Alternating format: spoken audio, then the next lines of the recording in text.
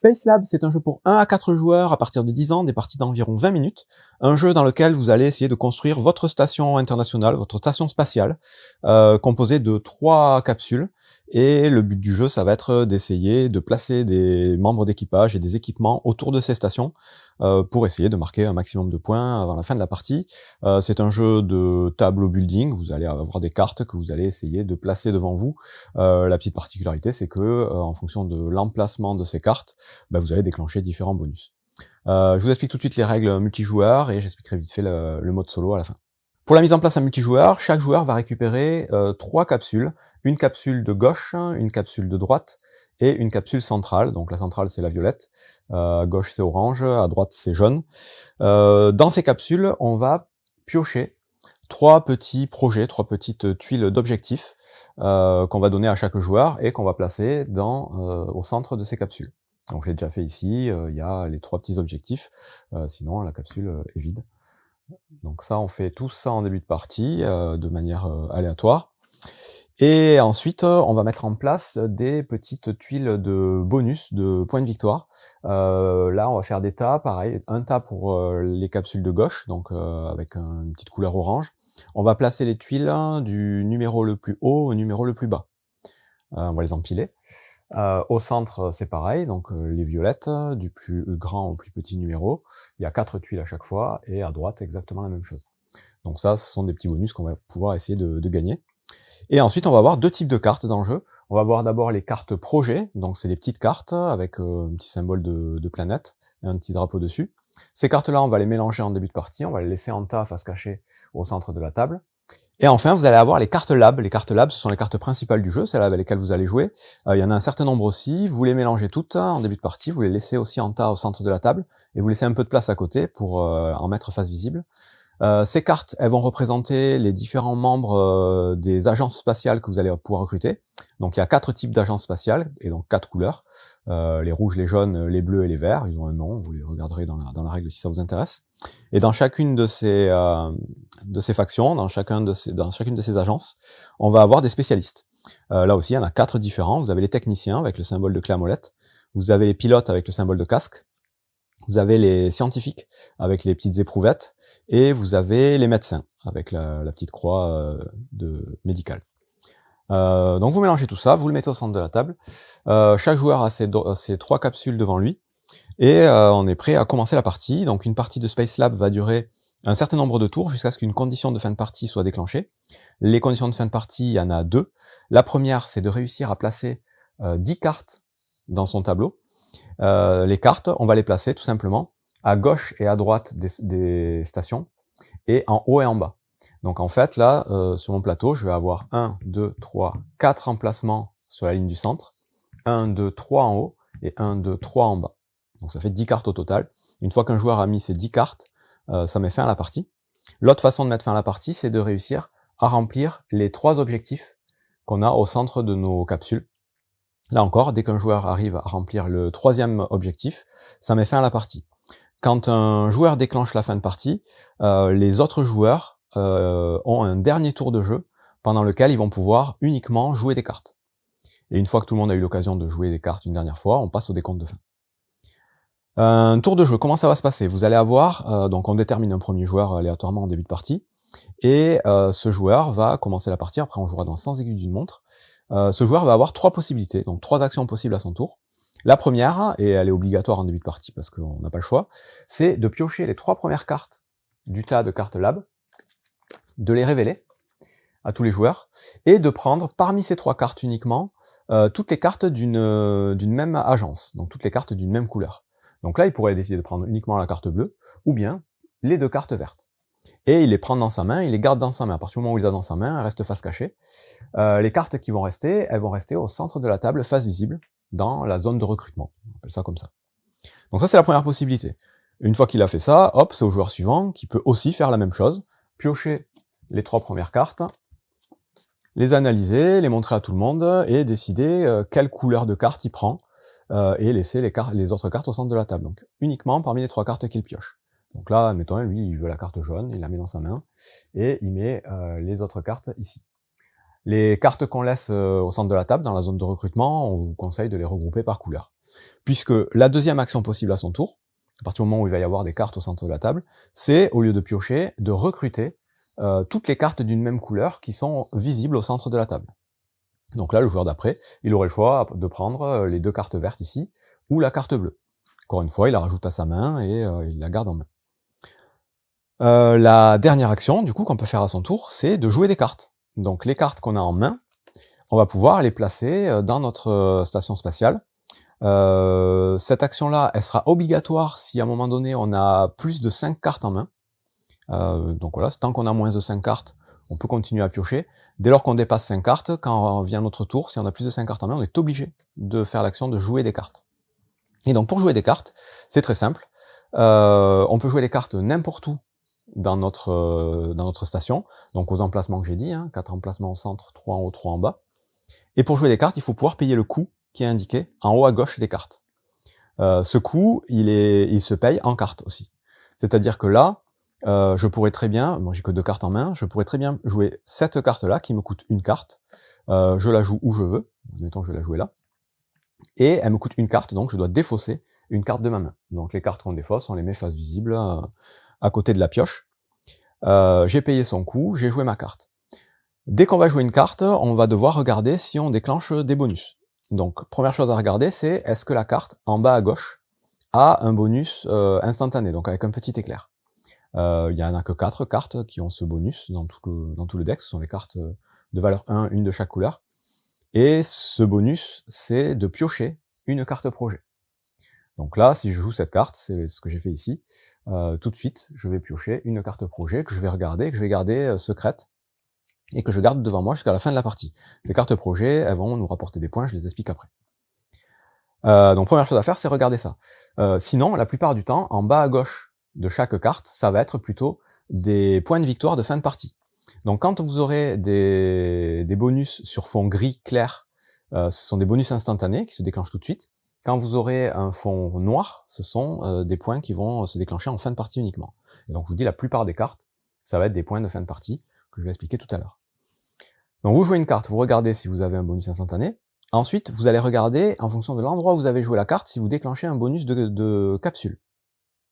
Les cartes du centre ne déclenchent jamais de bonus de capsule. Par contre, si vous jouez une carte en haut d'une de vos capsules, vous avez à chaque fois le même bonus, identique pour tout le monde, qui est de piocher des cartes projet autant que le coût de la carte que vous venez de jouer. Donc là, je joue une carte qui vaut 1, je vais pouvoir piocher une carte projet et la rajouter à ma collection.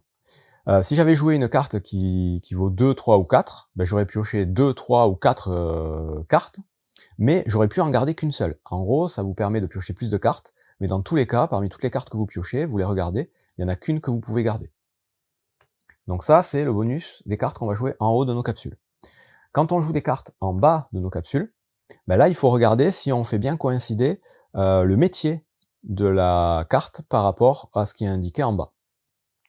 Ici, par exemple, si vous jouez bien une carte scientifique, et là c'est le cas, c'est scientifique, tout de suite, vous allez pouvoir piocher 2 cartes projet, encore une fois, en garder une et défausser l'autre.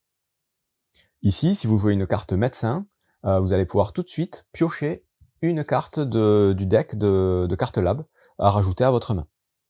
Et enfin ici, si vous jouez un mécanicien, un technicien, vous gagnerez des points, mais en fin de partie. Vous voyez que c'est sur fond noir, donc là ce sera uniquement en fin de partie. C'est à la fin de la partie, vous avez un mécanicien ici, ou un technicien ici, il vaudra 3 points.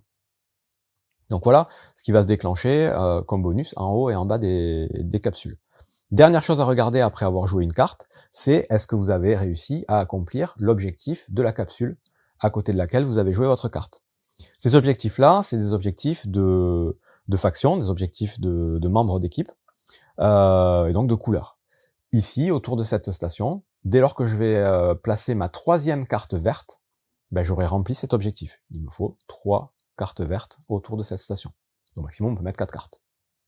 Autour de celle-là, il me faut 2 vertes et une bleue. Autour de celle-là, il me faut une rouge, une bleue et une jaune, par exemple.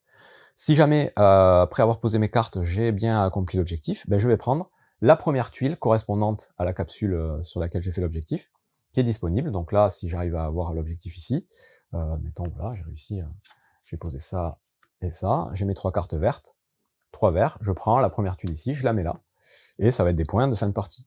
De temps en temps, vous aurez aussi des petits bonus instantanés au moment où vous récupérez la tuile. Ici, vous piochez une carte projet, ici, vous piochez une carte lab. Et évidemment, plus vous obtiendrez l'objectif rapidement, plus vous aurez de points, puisque les points sont dégressifs. Voilà, je crois qu'on a vu tout ce qui se passait quand on joue des cartes, et quand on joue des cartes, on peut jouer plusieurs cartes. Quand on fait l'action de jouer des cartes, on peut jouer plusieurs cartes dans un même tour, dans une même action. Il y a des cartes qui valent 0, par exemple, on peut jouer une carte qui vaut 0, puis une autre carte qui vaut un certain nombre de cartes, et on défausse. Voilà, c'est tout. Les 3 actions à faire à son tour. Soit on pioche 3 cartes, on garde toutes les cartes d'une même couleur, et on met ce qui reste au centre, soit on pioche toutes les cartes d'une même couleur au centre de la table, soit on joue des cartes autour de ces stations, en regardant tout ce que je viens d'expliquer. On va tourner comme ça, chaque joueur va faire ses choix d'action. Et dès que la fin de partie est déclenchée, comme je vous disais, soit on a mis nos 10 cartes autour de nos stations, soit un joueur a rempli les 3 objectifs de ces capsules. Dans ce cas-là, tous les autres joueurs jouent une dernière fois des cartes. Ils ont juste la possibilité de jouer des cartes, ils ne peuvent plus piocher.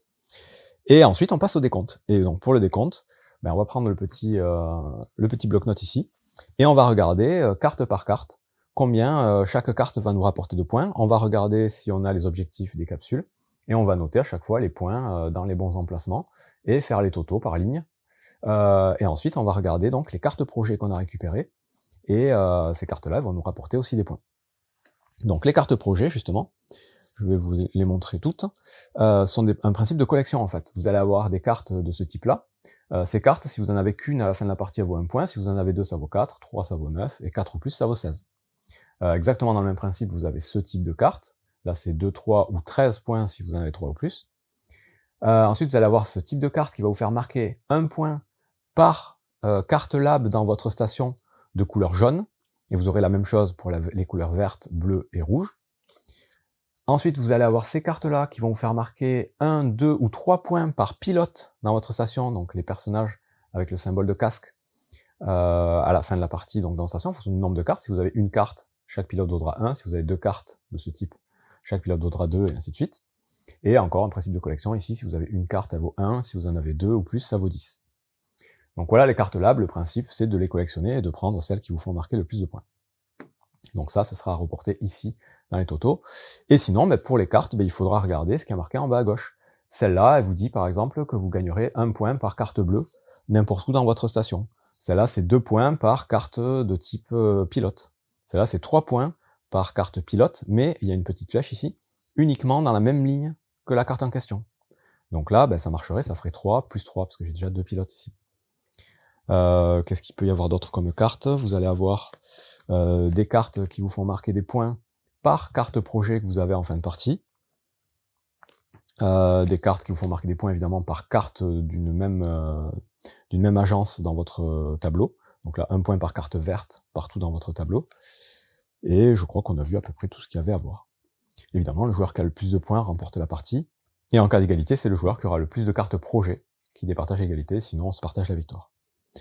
Voilà pour le mode multijoueur. Pour le mode solo, c'est quasiment la même chose, sauf que vous allez jouer avec 2 sets de capsules, donc 2 stations. Vous aurez un premier set ici, et vous mettrez 3 autres tuiles comme ça au-dessus, en laissant un emplacement entre chaque. Et donc vous aurez un tableau à construire de maximum de 17 cartes. 1, 2, 3, 4, 5, 6, 7, 8, 9, 10, 11, 12, 13, 14, 15, 16, 17. Alors, je vous le fais pas là, mais vous avez compris. Il y aura 3 capsules ici, 3 capsules juste au-dessus, et des emplacements entre. Vous mettez évidemment des petites tuiles projet dans chaque capsule, il y en a plusieurs. Et vous jouez exactement de la même façon. Vous avez vos objectifs, vous avez les tuiles, les cartes projet, les cartes lab. Vous enchaînez les tours. La seule différence, c'est que à la fin de chaque tour de jeu, quand vous allez défausser la première carte du tas de cartes lab, et toutes les cartes de la zone de recrutement de la même couleur.